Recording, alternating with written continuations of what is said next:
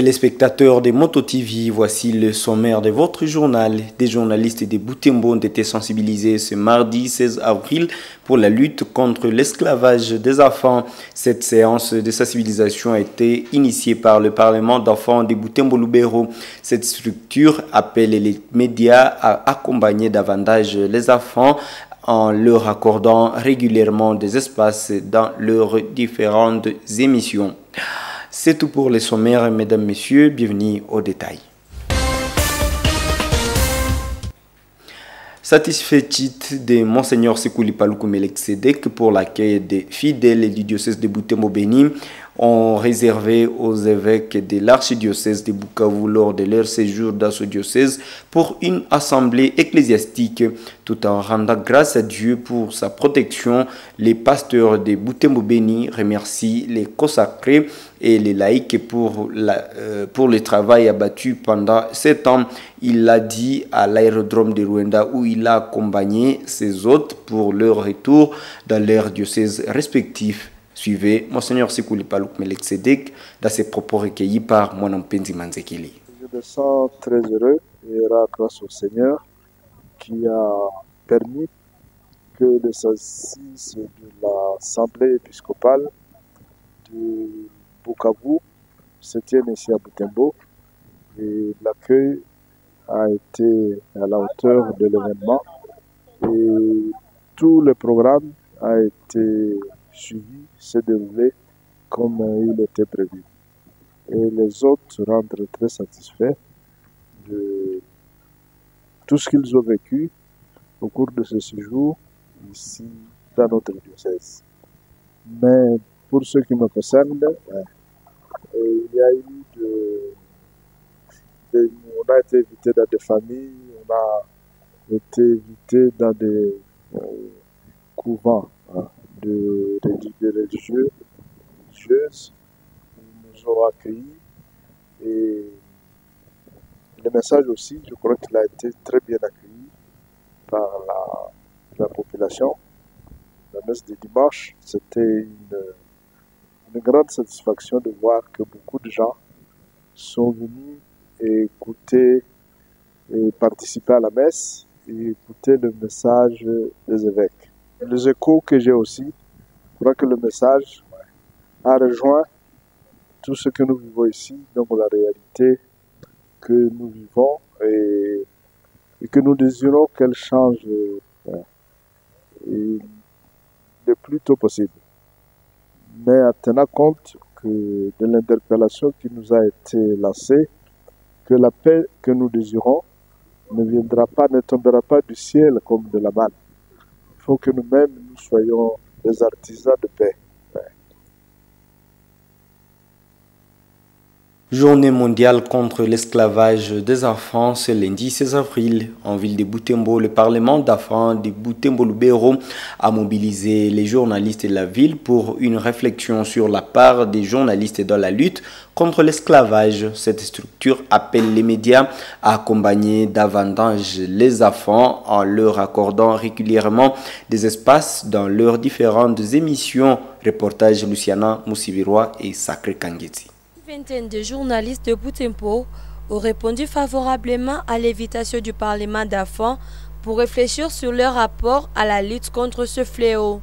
Ouvrant cette séance, le chef des services urbains de la jeunesse, M. Auguste Kalindwe, a reconnu que l'esclavage des enfants était un problème réel dans notre société. Bien sûr, les hommes des médias vivent que c'est automatique. Christian Bassa, aide sénateur du Parlement d'enfants Butembo-Lubero, a entretenu les médias sur leur rôle dans la lutte contre l'esclavage moderne des enfants, tels de lourds travaux domestiques, la prostitution et le recrutement dans les groupes armés.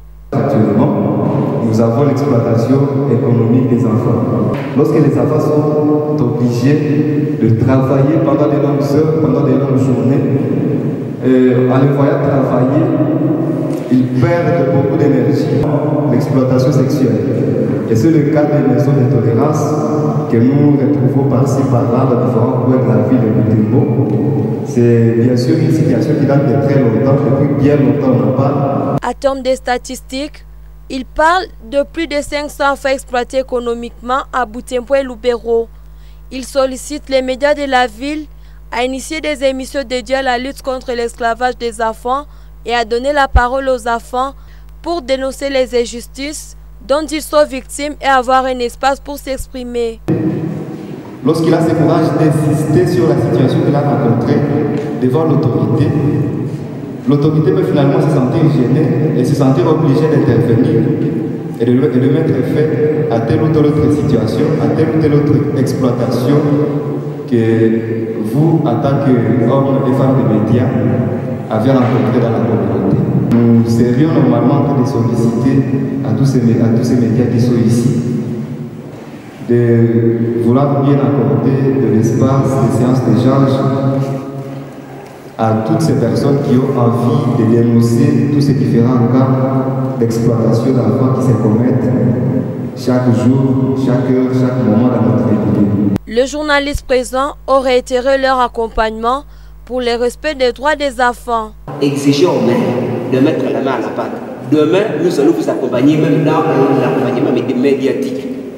Mais dans la deuxième contrat, moi, à 2023, parce qu'encore la date va arriver, ça vient encore 2025 plutôt. Encore vous allez nous appeler, vous avez une violence sexuelle. Moi, je vais finalement cracher sur vos efforts. Je vais vous qualifier tout simplement de businesseurs. Il est important que tous les acteurs de la société, y compris les médias, se mobilisent pour mettre fin à ces fléaux et construire un monde où tous les enfants jouissent de leurs droits fondamentaux. Le réseau pour les droits de l'homme REDO déplore le taux élevé des cas de meurtres et assassinats en ville de Butembo pour ce premier trimestre de l'année 2024. Cette organisation l'a fait savoir dans un communiqué de presse publié lundi 15 avril 2024. REDO lance un appel aux services de sécurité de bien faire leur travail pour protéger la population. Aux instances judiciaires de la ville de Butembo, il leur demande de diligenter des enquêtes sérieuses pour que les acteurs de cette insécurité soient dénichés et jugés conformément à la loi. Muhindo Wassivinwa, coordonnateur du REDO, nous en parle dans cette interview avec Nelly Mwengeshali. Nous avons publié un communiqué de presse dans lequel nous parlons de la situation alarmante de la sécurité à la ville de Butembo et environ. Et cela, c'est depuis février, nous avions documenté plus de 8 cas de meurtres et assassinats dans la ville. Et ça nous préoccupe. À part ça, il y a plusieurs cas d'incursion où la paisible population a été visitée dans des maisons et d'autres même dans les lieux de travail. C'est à cela juste pour alerter les autorités sécuritaires et judiciaires à vue de prendre leurs responsabilités, comme la population a droit à vivre dans la paix et dans le calme. Les grandes recommandations que nous avions formulées, d'abord on a documenté plus de 8 cas, et de ces 8 cas, aucun cas ou aucun dossier où nous avions suivi qu'il y a eu un procès organisé autour des cas de meurtre ou d'assassinat, c'est ce qui nous a beaucoup préoccupé. Comment on peut tuer plus de 8 à 9 personnes dans la ville, mais aucun procès organisé, même aucun suspect arrêté. Ça nous inquiète. C'est à cela qu'on a d'abord demandé aux services de sécurité qui a cette mission de nous protéger ou de prévenir tout mal qui peut arriver à la population, de les faire, pas seulement compter les morts comme toute autre personne. Ils ont cette obligation de nous sécuriser, de nous protéger contre toute sécurité qui pourra attaquer la population. Mais aussi, nous attirons l'attention aussi des instances judiciaires de la place, notamment les parquets civils comme militaires, les différents tribunaux qui existent dans la ville, de diligenter des enquêtes pour que les auteurs soient dénichés et déférés devant les juges afin qu'ils soient jugés et condamnés conformément à la loi. Mais aussi, nous voulons aussi attirer l'attention de la population de rester en alerte et très vigilante pour tout cas suspect, d'alerter les services de sécurité les plus proches pour que les mal ne puissent pas toucher la population. Le comité des parents d'élèves des écoles conventionnées catholiques du Nord qui vous dit attendre cette ferveur de la matérialisation de la gratuité de la participation aux examens d'État par les finalistes du Nord Kivu. Le président de cette corporation recommande aux élus nationaux du Nord Kivu à toujours plaider pour que leurs promesses aux élèves ne soient pas considérées comme une distraction. Katembo Sangala, l'agent de Dieu, dans une interview, a expliqué que le message des élus nationaux du Nord Kivu sur la passation gratuite des examens d'État présente de l'ambiguïté et risque de créer de la confusion entre parents, élèves et autorités scolaires. C'est pourquoi il appelle surtout les élus qui ont communiqué à fixer l'opinion sur cette affaire. Suivez le propos de Sangala, l'agent de Dieu, président de l'APEC du Nord Kivu 2. Nous avons appris à partir de nos députés nationaux que les parents ne vont plus payer ces frais de participation. Maintenant, nous avons une inquiétude parce que jusque-là, administrativement, on ne doit pas prononcer seulement la parole, il faudrait qu'il y ait des écrits. Maintenant, quand il y a des écrits, ok. S'il n'y a pas d'écrits, comment on va travailler dans l'administration sans écrit? Et aujourd'hui, on est en train de nous demander encore une fois de payer 100 000 francs. Alors nous nous disons, faut-il suivre ce que les députés ont dit? Faut-il suivre ce que les préfets nous demandent de faire? C'est ça les grands problèmes et nous manquons que faire. Mais sinon, ne pas payer, c'est vraiment un ouf de soulagement. Mais j'ai un message tout à fait particulier aux élus. Il ne faudrait pas faire des choses comme une sorte de populisme, c'est-à-dire on vient chercher seulement les voix. Il faudrait que cela soit concrétisé. Parce que ce qui est vrai, je suis parent, j'ai toujours participé aux passations des examens, je suis membre du comité provincial. Je sais qu'il y a des fonds qui sont alloués, des fonds qui sont inévitablement payés. Les déplacements des Mali de Kinshasa jusqu'à Butembo, il faut de l'argent. Et les déplacements des examens d'État de Butembo jusque dans les coins RQ, il faut de l'argent. Maintenant, si on nous dit, bon, ok, vous n'allez pas payer, à ce moment-là, je demande aux députés d'aller plaider auprès du gouvernement central de débloquer la somme qui va déployer et assurer les examens jusqu'à ce que ça puisse se passer dans de bonnes et dues formes. Et aux parents, je demande qu'ils soient patients, qu'ils attendent à ce que les points soient mis sur les i. Mais si réellement, en tant que responsable, si on nous dit seulement dans la bouche tout simplement que vous n'allez pas payer, à ce moment-là, moi je ne serai pas d'accord parce qu'il y a des écrits. Et aussi, ils savent très bien que les choses se traitent avec des écrits. Le gouvernement provincial du Nord Kivu a reçu ce mardi 16 avril l'ambassadeur de la Belgique en République démocratique du Congo. Les deux personnalités ont échangé autour de la question sécuritaire à l'est du pays. Madame Roxane de Bildelink a, dans une interview, expliqué que la Belgique est aussi engagée dans la lutte contre la sécurité en RDC. Nous vous convions de les suivre dans ces propos de la presse du gouvernorat depuis la ville de Goma. Pour moi, l'essentiel aujourd'hui, c'est de toujours garder à l'esprit que cette guerre et ce conflit qui sévit pour l'instant dans cette partie du monde entraîne énormément de souffrance pour les populations locales. Et je peux vous assurer que c'est vraiment avec à l'esprit la volonté d'alléger le plus rapidement possible et le mieux possible ces souffrances.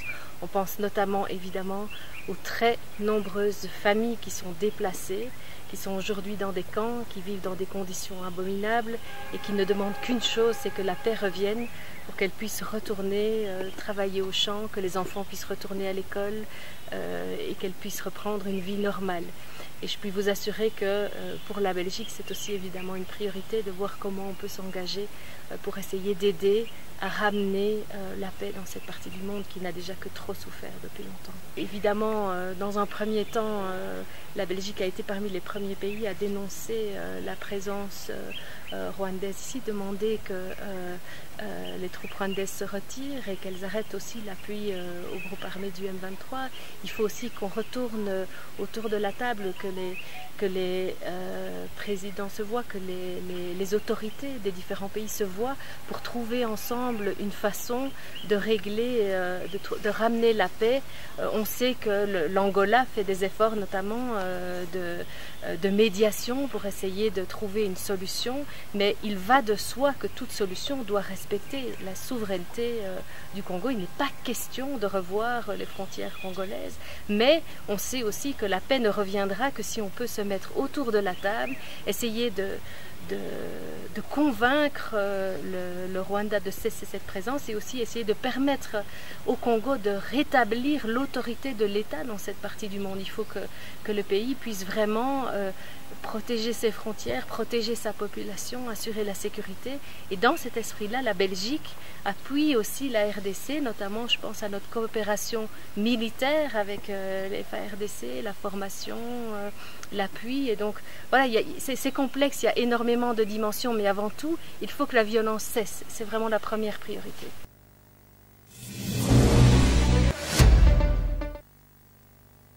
Poursuite du championnat interscolaire de basketball des écoles secondaires de la sous-division Butembo 2. Après une trêve de 3 jours, les instituts Monseigneur Kataliko et Bissoro ont disputé leur première journée ce mardi 16 avril. À l'issue de cette rencontre qui s'inscrit dans le cadre du groupe B, l'Institut Bissoro a battu Monseigneur Kataliko par un score très large de 77 paniers contre 36. Joël Tali pour ce reportage. 16h30 pour le coup d'envoi. En bleu, l'Institut Bissoro et en noir, l'Institut Monseigneur Kataliko. Sous la chaleur du public massivement mobilisé, les deux équipes offrent tout leur mieux. Des contre-attaques des classes, mais l'équipe de Bissoro prend l'option de victoire dès l'entame. Le premier quart-temps trace déjà le pas avec 18 paniers d'écart pour les 28 contre 10 en faveur de bleu de Bissoro.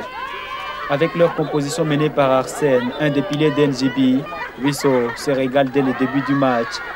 Le deuxième quart-temps sera encore très difficile pour l'Institut Monseigneur Kataliko. Il ne marque que 6 paniers pour totaliser 16 contre 44 marqués par l'Institut Bissoro.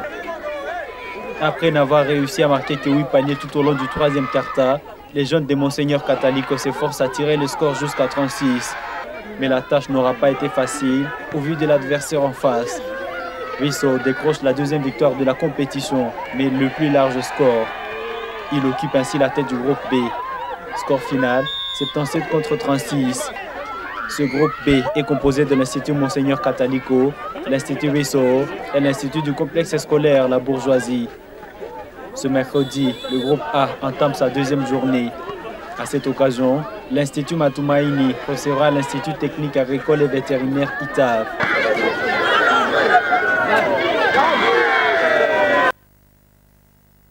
Fin de votre édition, merci de l'avoir suivi, au revoir.